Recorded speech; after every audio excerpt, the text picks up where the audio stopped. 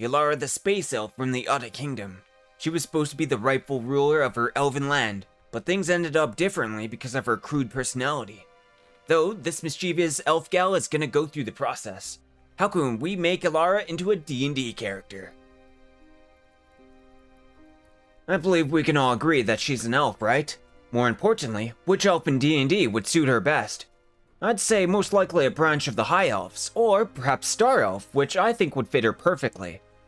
She gets a couple cool pointy-eared traits such as +2 Charisma, -2 Constitution. Star Elves are technically extraplanar in nature as well. She has immunity to sleep magic and has low light vision of 30 feet. She will also get a very interesting trait called Otherworldly Touch. I'll let you imagine what she uses that for. But not only does she touch things well, Elara can listen, search, and spot quite well, which I'll get a +2 racial bonus. Elves also have an innate ability to sense hidden doors if they're nearby. Though interestingly enough, a Star Elf has a keen sense for hidden portals. She has a vast amount of traits, but next up comes her class abilities. Her base class is called Battle Dancer, which is sorta like a monk that uses unarmed combat. She'll take 20 levels of Battle Dancer, and she will also level up in a prestige class called Streetfighter. As for her class abilities, she gains Unarmed Strike, an AC bonus from Charisma, which comes from her grace and fighting style. She uses her personality to confuse her enemies. Also, her base movement speed is increased by 30 feet at level 20, and by this time she is an expert, so she has learned multiple dance styles. A couple to mention might be the Springing Tiger and Death's Embrace. While she is graceful, she is also brutal with the Street Fighter abilities, and we all know she loves to smash. Her main class ability is called Always Ready, so Elara is literally always ready to smash. But not only that, she gains the Stand Tough ability, and even a sneak attack, which she probably uses a lot. She won't have any spell-like powers, but in turn, she practices to become a martial expert in hand-to-hand techniques.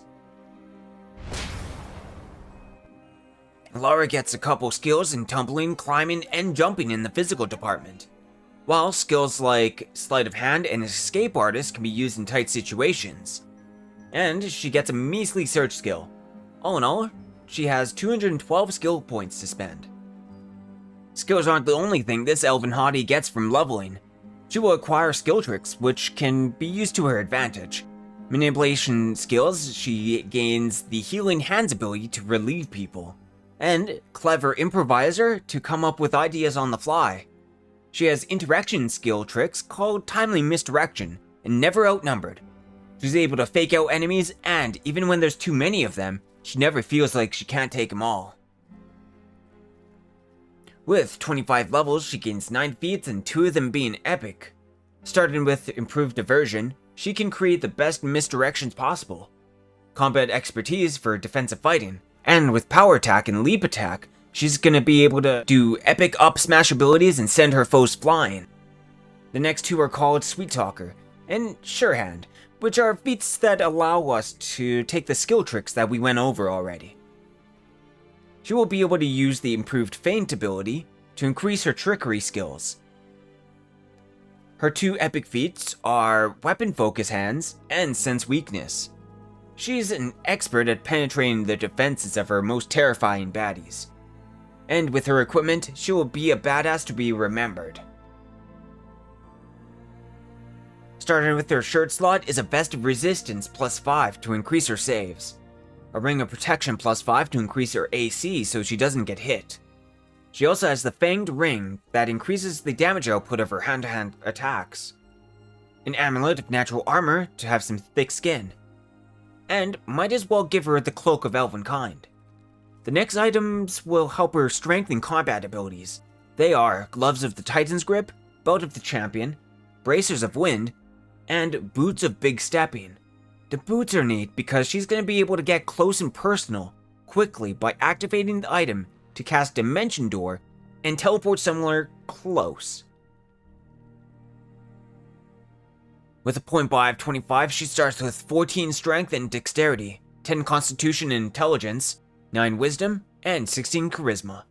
At the end of leveling, she gains +5 Charisma, or can go all the way to strength to smash her opponents as hard as she can. With 19 strength, I'm sure every person she defeats will remember her well. I'd say her final alignment is chaotic chaotic good.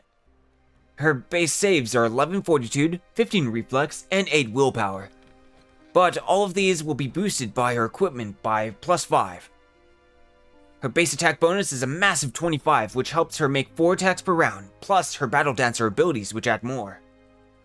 She's got a decent sized health pool at 225, and her AC can get up to 24 with equipment, and even higher if she's buffed a bit by the party members.